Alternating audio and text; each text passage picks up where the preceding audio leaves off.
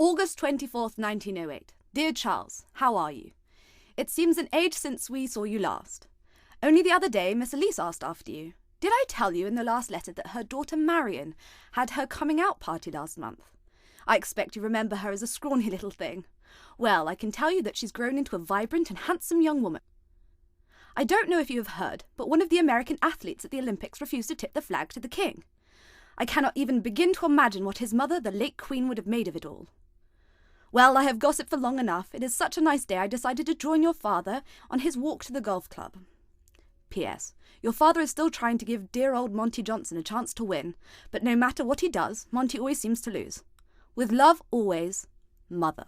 I was writing to our dear son Charles the Younger before we left. Oh, goodness gracious. Are you still calling him that? Not to his face, and never in public. I say, do you remember the first time he asked? No, demanded to be called Charles II of Lud. Oh yes, it was on his 12th birthday. I must remember to give Marion Eeles that little tidbit. It might prove useful. You're not still trying to get those two together, are you? Whatever gave you that impression? Oh, nothing. Well, Daisy, we'd best part company in a minute. I don't want you to go missing Mrs. Stewart again. Quite so, darling. I believe she might be a little put out to have missed me for a second time. Yes, indeed. We're nearly at the gate. Best part here. Promise me you won't tire yourself out trying to help Monty win? I'll see what I can do. Do you know he was 5 holes in front of me last week and I still beat him? I didn't have the heart to tell him I was trying to lose. See you later, darling. Give Monty my best. Yes, give my best to Mrs. Stewart. I wandered back the way we had come. I must admit I took my time. No need to hurry, plenty of time, I thought. I took a stroll near the Wilkinsons' summer house, the Casa, as some called it. Such a sweet little place. I walked across the veranda. The sun was so bright. Then I smelt the most awful cheap tobacco. I felt strange for a second. Then a blackness came over me. I started to see again, only for it to suddenly stop. There was some noise, I couldn't work out what. There is a woman laying on the floor of the veranda. I go to her, wanting to see if she's all right. It's then I see him. A man, in an ill-fitting suit and a cheap derby hat. He is robbing her. Stop, thief! Help! Let's see what you got for me, dearie. Nice rings. Jimmy will get a few quid for them. You Scrooge bitch, only a few coins. Best be off. See you, darling. I get close, then I stop. It's then I realise she's dead. I think I must get help. As I try to leave, I feel faint. I pass out again. When I wake, I hear a voice. It's Charles. Daisy, oh my God. What have they done to you? Darling Charles, I must have fainted. Don't worry. But you must call the police, for this poor woman has been murdered. No, not you. Don't let it be true. I said I'm fine. You must fetch the police or that brute will get away. Oh, Daisy. Then, as I see him cradling her, I realise what a fool I have been. I didn't want to see it. To see it was me. I see his tears and it breaks my heart. I begin to remember what happened. And I realise how it must have been. The pain the first time I felt it. I must have been struck, blackout followed by a feeling of the world returning only to have it snatched away from me. I was shot. As life left me, I saw my killer, a loathsome-looking creature. His appearance might almost be respectable if it wasn't for those eyes. Only after death do I see them fully, like an animal's. There is no regret, no remorse, just the need not to be caught. Charles, with the help of the Wilkinsons' butler, has brought other officials. Police are soon here. So too come the vultures and the gossip-mongers. Charles looks terrible. They move my body back to my house, and Charles's friend, Henry Wade, the chief constable, has arrived. All right, Charles. Tell me what happened. We just went out for a walk. We parted company about 2:45. I became concerned she missed her call from Mrs. Stewart. She had already missed the wretched woman once before. If only I'd gone sooner. Oh God, Caroline. My Daisy is gone. Now, Charles. Mustn't let the side down. Put a good face on it. Keep to the point. What? Oh. Quite. Yes. Thank you, Henry. Well, I found her at 5:30. At first I thought she'd fainted, but then I saw... There was no pulse. I went for help, and the rest you know. All right. Now to the matter at hand. Any details, Charles, if I am to help you? Help?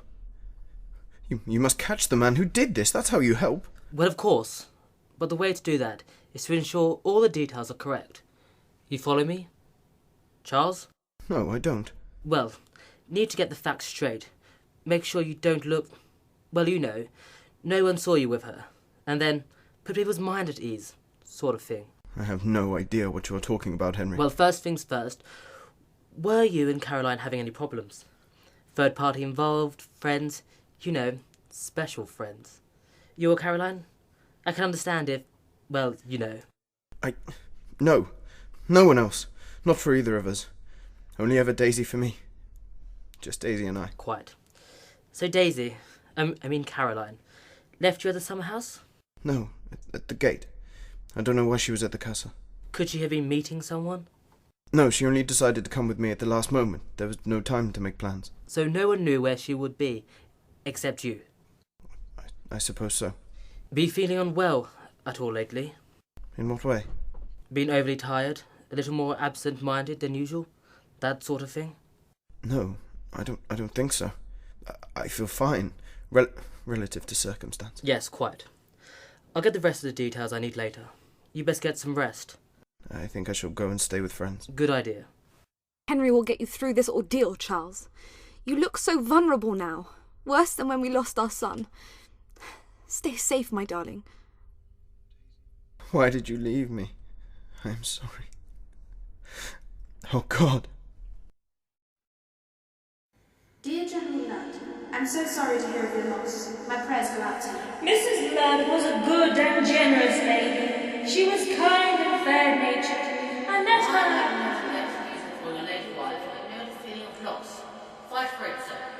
There can be no doubt that the perpetrator of this wicked crime is a creature of an unconscionable evil.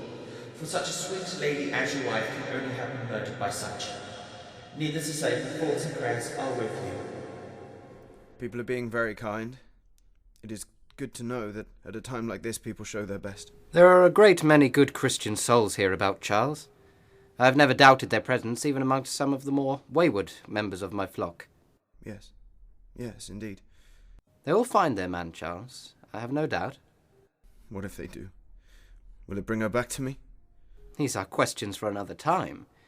Not for when one is in a state of uncertainty and confusion. Yes, I suppose. I feel sometimes as though she might just be out on a visit. That she'll come through the door telling me how well Mrs. So-and-so's daughter is getting on. Whenever I look to see her enter, there is nothing. Loss affects people in many ways, Charles. It is a fact of our very existence. Time will... Heal. I doubt it. No, Charles. Tell. Ah, Charles. Finding solace with the Lord. Best thing for it, I say. I'm glad you approve, Superintendent Wade. Yes. Well, quite. Well, I'm afraid I must leave you now, Charles. There are some other parishioners I need to attend to. No, of course you must. Thank you for your time. Strange fellow, even for a man of the cloth. Have you news? I'm afraid not. Look, Charles, is there anything you want to tell me? Like what? Any detail of the day which might have occurred to you since then? I've told you everything, over and over again. There isn't anything else. Look, there must be something. Did you and Caroline have a row? No, you fool! It wasn't him! Charles, darling, oh God, please let him hear me. This fool thinks you killed me. Guard yourself! You fool, Henry Wade! No, we were happy. It's just we can't find any trace. There seems to be no one who would wish her harm. I know. Why would anyone? I can help you, but only if you tell me everything. I have told you everything, Henry. Everything. I think I'd better rest now. It's the coroner's inquest in the morning. Indeed. I'll see you tomorrow then. God help him. His friends begin to doubt him. General Luard. General Luard! Excuse me! Yes? What do you require? John Locke of the Evening Star. Never heard of it. I'm sorry to hear that, sir. I was wondering if you had any theories on who might be responsible for your... Let me stop you right there. I have no wish to discuss that event with you or anyone outside of the coroner's inquest. I do not wish to discuss it any more, especially with some jumped-up little jackanapes like you. I'm only trying to do my job. This is your job. I can only suggest you find a profession more suited to your person. I believe Farmer Thomas is looking for someone to turn his manure. Well, there's no call. Good day.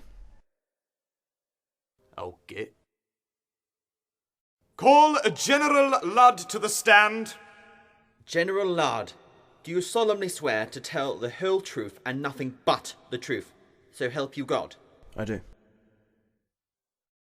General Ludd, on the day of your wife's death, did she show any sign of fear or foreboding? I recall nothing of that nature in her. She seemed happy. More than normal? I don't understand the question. Did she seem exceptionally happy, more than she normally would? No, just contented, I suppose. In what way? She was not given to moods. She was always a warm and kind woman. Quite. When you discovered your late wife's body, did you witness anyone nearby? I saw no one. Had you at any point met anyone on the road, near the summer house, either at the time of your parting or at the time of your search? No. Did you make an examination so that you could tell the nature of the injuries received? No, I saw quite enough. Has there ever been anyone so unfriendly that they might have been responsible for the crime? I have no idea of anyone. You were on good terms? The best. Did you hear any shots that afternoon? No, I heard none. And when did you begin to worry about your wife? She was not at home when I returned from the golf club. I discovered her guest, Mrs. Stewart, had been waiting for her for some time. Was this unusual behaviour for Mrs. Ludd? Yes. And what course of action did you then follow? Mrs. Stewart and I left to look for my wife, to see if she was nearby, or had perhaps encountered a problem causing her delay. We found no trace, and Mrs. Stewart was forced to leave the search due to a prior engagement. And what time did Mrs. Stewart leave? 5:15. I remember because Mrs. Stewart had checked her watch as we separated. And how did you come upon your late wife's body? As I reached the casa, I saw my wife laying upon the floor. At first I thought she had fainted. When I saw the blood, I thought she might have burst a blood vessel. As I got nearer, I saw her head and face were covered in blood. Once I reached her, I checked for a pulse, but her hand was so cold.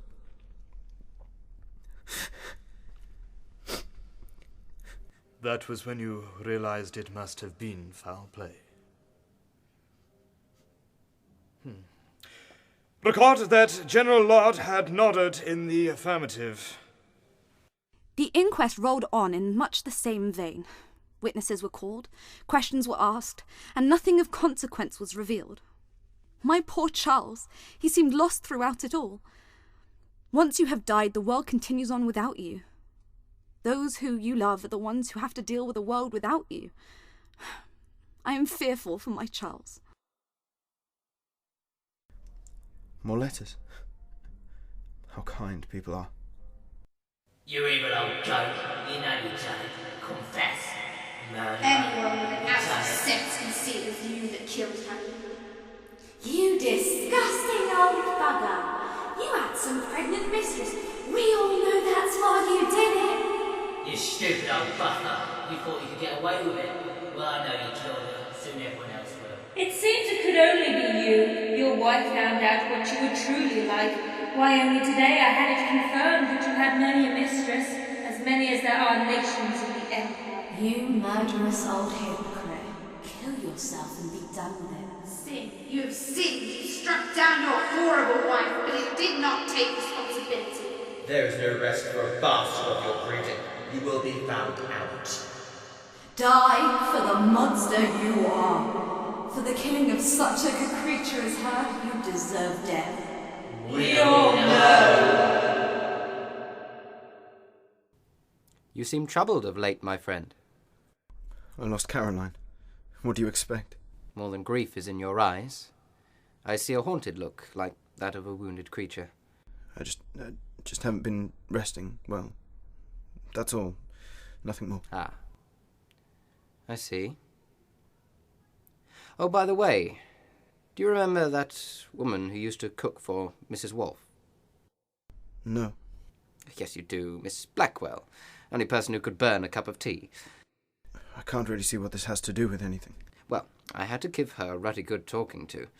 Why? She was gossiping after last Sunday's service, claiming that she knew that you killed Caroline, and that she was not the only one who knew it. So I told her not to speak such lies and to be a better Christian woman. Thank you, Bertie. How many have there been? What? Letters. Of the poisonous and insidious nature. How did you know? Small places often breed small minds. Then you don't think... Of course not. You have to be a fool to believe it of you. Thank you. Nevertheless, you should guard yourself, my friend. For if the killer is not brought to book, I fear the fools and wretches who believe evil of you will not rest until they see you destroyed. I will do all I can to stop them through sermons and speeches, but watch yourself. Thank you, Bertram. What else am I for, if not but to fight the good fight? Bertram? Yes? There is no Miss Blackwell, is there? No. Or Mrs. Wolfe? No. You rascal. I wish all of Charles's friends were so true to him. The letters just keep coming. Some of them are sickening to read. The things they say about me. About Caroline. I know, old boy. They just don't stop. Have people so low an opinion of me? No, of course not, Charles. I loved her. Of course you did. Yes. I would never have hurt her. I know. What motive would I have? Yes, I know. You see... Then why in God's name?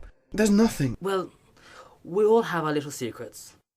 What do you mean by that? Well, once there was a chap I knew who arrested a murderer. The murderer had killed his young wife. But she wasn't the only one. He was married to 2 others at the same time. What has this got to do with anything? Well, he kept doing it, you see. No, I don't see. Well, he married a couple at a time. Then if one of them found out, he would do her in, so to speak. And the meaning of this story is? You can't keep a secret. They eventually come back to haunt you. Indeed. Now look, things are very black for you. Are they? Yes, and you have mentioned the letters keep coming, so... So? A chap should start to think about doing the right thing before it all goes black. Should he? Yes. You think on what I have said, and I am sure you will do the right thing.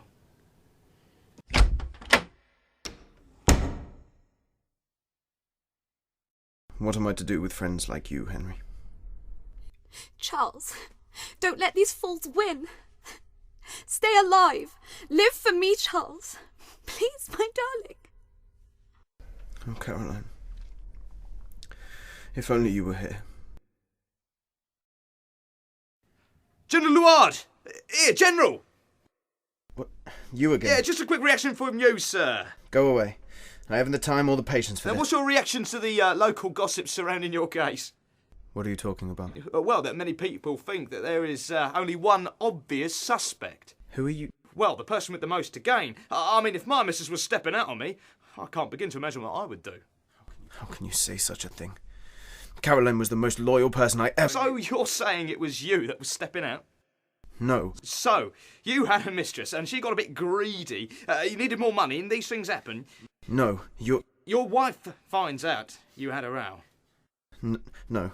Nothing like... I'm certain no Jew would ever convict. But he shouldn't open up now. Wait. I would never Well, hurt... she wasn't hurt, was she? She was killed. No.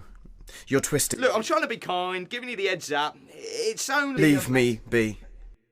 Yeah, there you go, old sod. Twist on that. Ah, there's a joke. And he's too bloody soft to be a killer.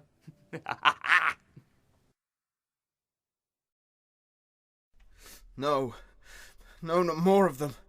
Leave me be! Go hang yourself. Killer, you did it. Sinner, killer, burn in hell, whoremonger. Rupert, go hang yourself. Killer, you did it. Sinner, killer, burn in hell, whoremonger.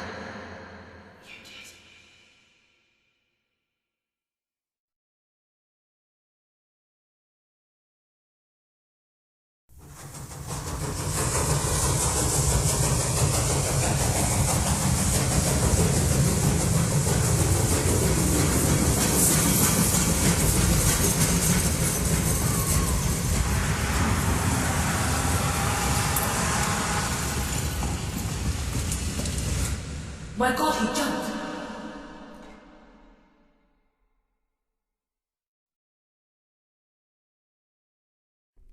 My murderer was never found. To this day, no one but he and I know who he was. Some thought my husband was responsible. He couldn't have hurt a fly. He was a soldier engineer. He built bridges. What can possibly be more crueler and more contemptible than for one calling himself a man to write under cover of anonymity to one already smarting under the cruelest blow that could possibly be inflicted, accusing him of a deed which he would scorn to commit, a deed which bereft him a trusted and loving partner who had been all in all to him for 33 years. I hear every word Bertram speaks in anger. I wonder if it is falling upon deaf ears. I feel empty and alone. I can still see and hear people, yet there is no reaction when I speak, and in most cases just a vacant expression. Once or twice I think for a moment a person has heard me, but when I look again there is nothing, although they have forgotten me. My despair becomes worse than when I lived. I see Daisy. She smiles at me. The world has hope again. The Bloody Pen. Cast of players: Catherine Ludd, Sarah Murdoch-Smith; General Charles Ludd, Sam Marshall; Henry Wade, Jake McCormack; Reverend Bertie Winnifith, Sean Flynn; Reporter and Coroner, Tim Vaughan; Chorus of letters and other parts: Anne-Marie Eeles, Alexandra Lutton, Matthew McLaren; Producer Chris Sellers; and writer and director Rupert Woods.